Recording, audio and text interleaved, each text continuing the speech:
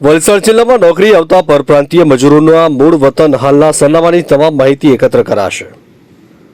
વલસાડ જિલ્લામાં કામ કરતા મકાન બાંધકામના બિલ્ડરો, ઔદ્યોગિક એકમોના લેબર, કોન્ટ્રાક્ટર, મજૂરી કામ અને રોડ તથા ટેલિફોન કંપનીઓમાં તેમજ ગેસ લાઇન અને લગ્ન મંડપનું કામ કરતા તથા અન્ય ઘણા બધા મોટા કન્સ્ટ્રક્શન તથા વધારે મજૂરો કામ કરતા હોય છે।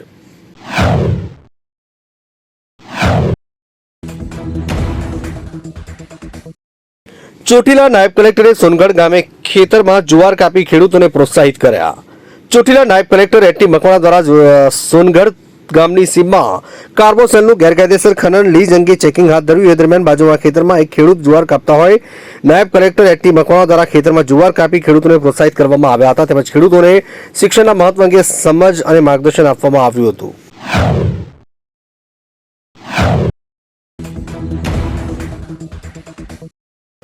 ગોળકા ગામના બ્રિજ પર ભારે વાહનો પર પ્રતિબંધ લગાવાયો, વિદ્યાર્થીઓ તેમજ ગ્રામજનોને હાલાકી।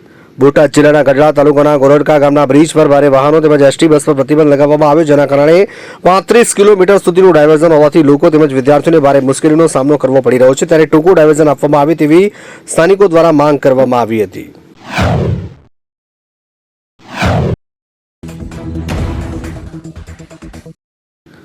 અંચલી ગામમાં ગેસ લીકેજની સમસ્યા, 12 દિવસથી 100 થી વધુ ઘરના ચૂલા બંધ, લોકો મુશ્કેલીમાં। નવસારી જિલ્લાની ગણદેવી તાલુકાના અંચલી ગામમાં ગેસ લાઇનમાં થયેલા લીકેજને કારણે છેલ્લા 12 દિવસથી ગામના 100 થી વધુ ઘરોના ચૂલા બંધ થઈ ગયા। અંચલીથી મોહનપુર તરફ વીજ કંપની દ્વારા અંડરગ્રાઉન્ડ નવી વીજ લાઇન નાખવાની કામગીરી દરમિયાન જમીનમાં આવેલી ગેસ પાઇપલાઇન કઈક જગ્યાએ લીક થયાનું માનવામાં આવે છે। ગેસ પાઇપલાઇનમાં પાણી ભરાતા ગેસ ઘરો સુધી પહોંચી શકતો નથી। ગેસ કંપનીના કર્મચારીઓ લાઇન સુધારવા માટે દરરોજ આવે છે, છતાં સમસ્યાનું હલ નથી।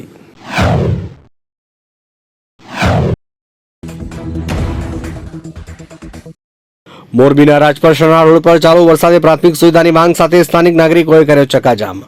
મોરબીના રાજપર રોડ ઉપર ધરમનગર સોસાયટીમાં છેલ્લા ઘણા સમયથી રસ્તો અતિ બિસ્માર હાલતમાં છે। અત્યારે પણ ન કહી શકાય તેવું, ચાલી ન શકાય તેવું કીચડ છે। અગાઉ મહાપાલિકાએ રજૂઆત કરતા ત્યાંથી કામ શરૂ થઈ જતા એવું આશ્વાસન આપવામાં આવ્યું કે જલ્દીથી કામ થઈ જશે, પરંતુ કામગીરી શરૂ ન થતા સ્થાનિકોએ સાથે મળી રાજપર રોડ ઉપર ચક્કાજામ કર્યો છે।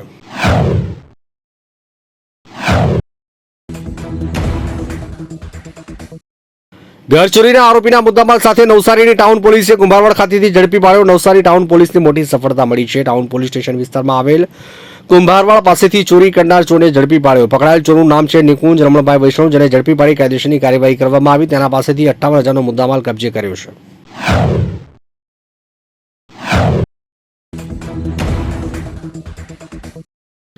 જૂના બંદર ખાડીમાં 2 દિવસ પહેલા પાણીમાં ગરકાવ થયેલા યુવકનો મૃતદેહ મોડી રાત્રે મળી આવ્યો। કેબલ બ્રિજ ખાતે 2 દિવસ પહેલા જયેશ રાઠોડ નામનો વ્યક્તિ તેના મિત્ર સાથે માછલીઓ પકડવા માટે ત્યાં આવ્યા હતા। એ સમયે પાણીની અંદર ડૂબી ગયો છે। બનાવની જાણ ફાયર બ્રિગેડને કરાતા ફાયર બ્રિગેડ દ્વારા ભારે મહેનત કરી વ્યક્તિની મૃતદેહ મળી નહોતી। જ્યારે આજે માછીમાર લોકોના પ્રમુખ વિનોદભાઈ વાજાની જાણ થતાં તેમની ટીમે ભારે મહેનત અંતે શોધી મૃતદેહ બહાર કાઢ્યો હતો।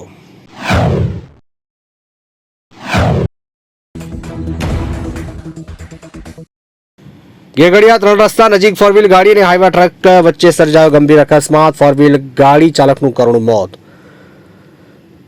કરજવાડ ગામના વતની 45 વર્ષીય મનહરભાઈ સોમાભાઈ પરમાર, જેઓ ગત રોજ મોડી રાત્રે પોતાની ફોરવ્હીલ ગાડી નંબર GJ 34H3008 નંબરની ફોરવ્હીલ ગાડી લઈને રાજપીપળા તરફ આવતા હતા।